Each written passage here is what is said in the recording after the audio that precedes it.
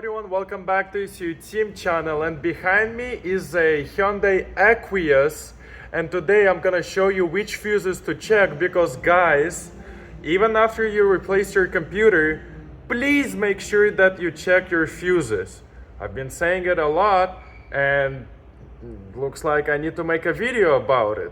I will show you what happens when when you replace the ECU on the car, what happens when you don't replace a fuse, and then I'll show you what happens when you do replace the fuse. So stay tuned.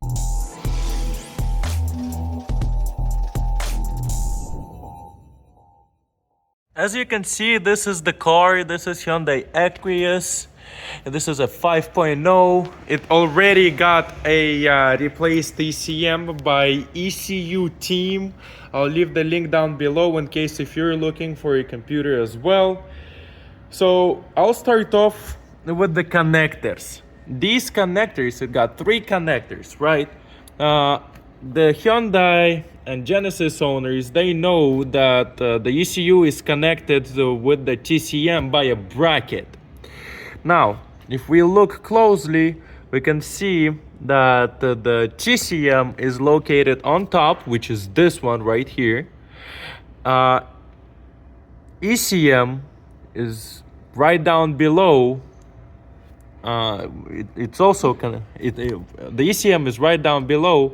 It's also connected with the connector, and this connector also needs to be connected because most people tend to just leave it alone and not connect it.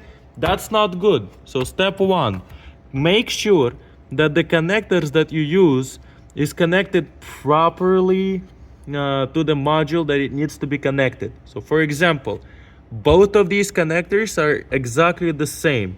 You can identify them, which one goes where, by looking at the color. So in this case, this one is gray and this one is black. So we put gray one, we know that this one goes to the TCM. We connected it into the TCM and now it's in there secured. Then we move on to the ECM, which we connected. We make sure that that one is secured. And then we connected this connector right here. Oh, one more thing. Once you put all of these together, make sure that the ground is stable and secured, because if it's going to be loose, it will be a problem. So just make sure that it's secure, and that's it. Once we made sure that all the components are connected, we move on to the next step. And the next step is right near the TCM. We have another TCM. And this one is slightly different. You will be able to notice it that it goes on the side away from these three plugs right here. You will need to connect this one, make sure that it's secured. That's it. Okay, so perfect. That's done. All right, so you may have noticed that I got this plastic cover on the side here. I did this for a reason. For a very important reason that I'll show you a little bit later. As of right now, let's move on to the fuses, okay? So we take out the plastic cover. We got our little battery right here.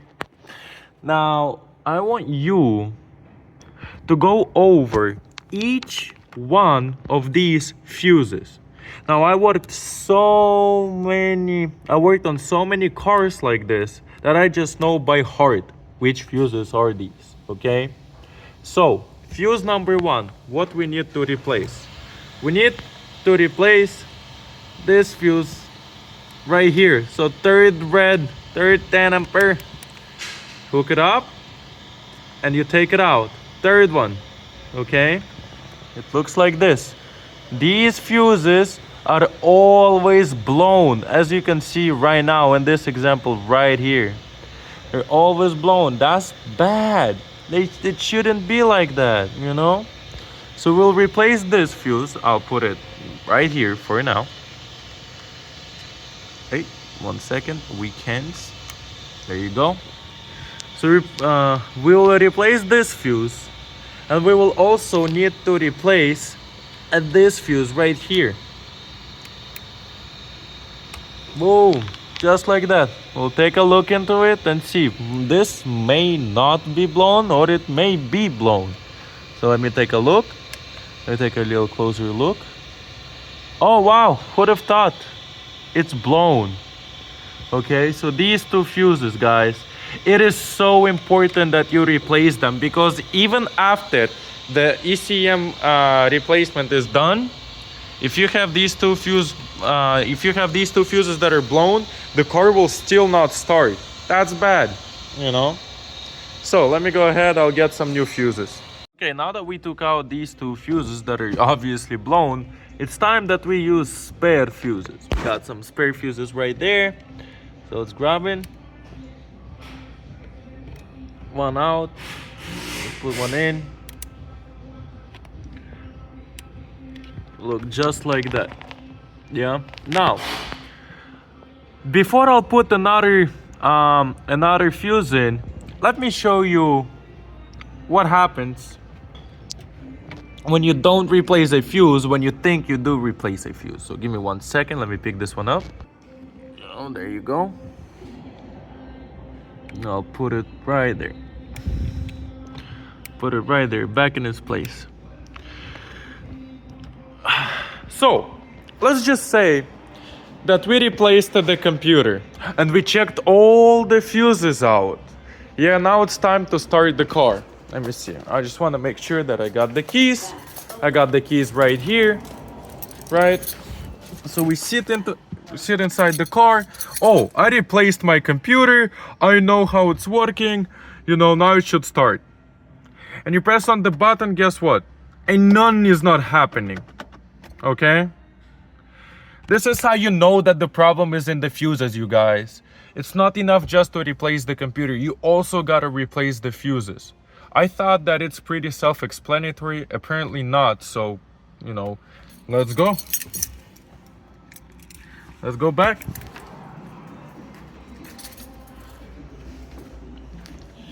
Now, what I will do, you saw one way of how the car is not working.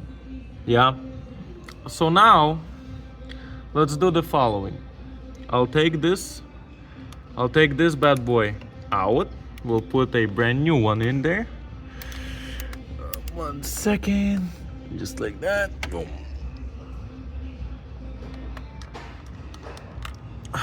There you go. I'll also take out. There you go. See, it's a good fuse. Huh. That's a good fuse. And let me put the good fuse actually. Let me put this good fuse back in its place. Just like that. Boom, it's right there. Okay. And we'll put bad fuse right here. So again, oh, I checked out the car, everything is good, everything is great. We walk over, we try to start the car. Look at this. This is the next step. This is also the reason, this is also one of the symptoms that one of the fuses are bad. Now, as you can see, ignition can come on. There you go. Ignition is on. And we come over to this relay and we can hear the clicking. If this is your car, please check the fuses, guys. Please check the fuses. Watch this. I'm not even going to edit anything out, okay? Oh, look at that, huh? Key not in the Eco. Yeah, because I got the key. Now let's turn it off. Turn the car off. Unedit it. Watch this. Watch this. Let me grab this one again. Boom. Yeah, I'll put this one right there. Let me grab a good fuse, because as you saw, boom, let's put it right there. There you go, good fuse. So we have, let's see,